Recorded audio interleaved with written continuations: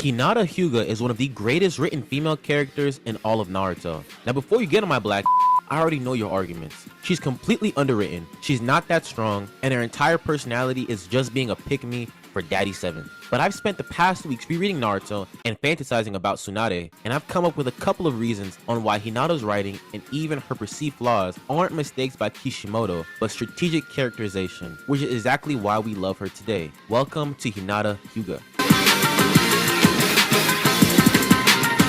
I'm detecting and confirming the target's chakra. That is definitely him. Byakugan! Hinata is a far more efficient ninja than you think. Not stronger, but efficient. It all goes back to her Byakugan and how it is used. It allows her to have nearly 360-degree vision, while seeing all of their opponents' chakra points, and even detecting enemies from long ranges. This makes Byakugan users incredibly effective at tracking enemies and observing battlefield movements. Outside of Neji during the Chunin exams, who relies mostly on his gentle fist techniques, this is how the Byakugan is used in Naruto by most ninjas. Byakugan users are at their best as sensory support ninjas, helping other fighters and controlling the flow of battle. And when we look at Hinata, this is exactly what she does. Byakugan! We also have to look at her gentle fist. Using her Byakugan, she can target specific chakra points and block them off. And she has developed her own style within this technique, the twin lion's fists.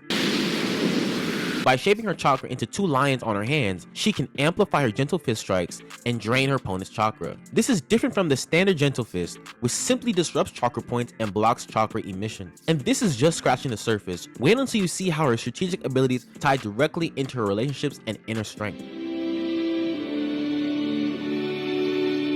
The biggest criticism of the NaruHina ship is that the relationship between Naruto and Hinata wasn't developed enough during the series. They got very little screen time and few meaningful interactions. However, this perceived flaw is exactly what makes this ship one of the best and consistent with both characters. Naruto throughout the series is a character who faces social isolation and craves validation from his village. His early crush on Sakura fits this perfectly because she represents the general attitude of the village toward him, the very approval he sought. His attempts to win her over can even be read as a metaphor for his longing to be accepted by those who actively reject him. And his initial distaste for Iruka-sensei before realizing Iruka-sensei was rooting for him all along shows that Naruto had blind spots for people who actually cared for him. When it comes to Hinata,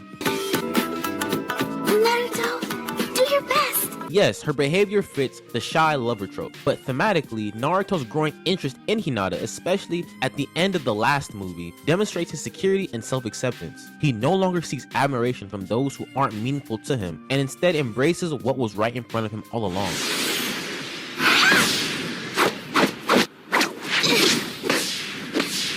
Hinata's backstory doesn't just explain the conflict between her and Neji, it explains why she is the way she is, and why she fell for Naruto. As a young child, she was subject to the politics of the Hyuga clan. She belonged to the Honke, or main branch, with her father as the head. This placed high expectations on her, and she was constantly compared to her cousin Neji, who was considered a prodigy. Neji, of the Bunke, or branch houses, was resentful, believing his growth as a ninja was stifled simply because he wasn't born into the main branch. And the branch houses had no choice but to bear the cursed seal of the Hyuga clan, which allowed the main branch to punish or even kill them if necessary. This made him resent Hinata, belittling her at every turn just because she benefited from a system he despised. This explains Hinata's shyness and avoidant attachment style. She was forced to rise to unrealistic standards she couldn't control. It also explains her admiration for Naruto, someone bold enough to go for what he wants, who doesn't let others' opinions or life circumstances stop him, and fights for his goals regardless of risk or criticism. And that admiration isn't just romantic, it mirrors the quiet brilliance Hinata herself embodies in every battle, which makes her story even more layered. Focus! Focus! Focus!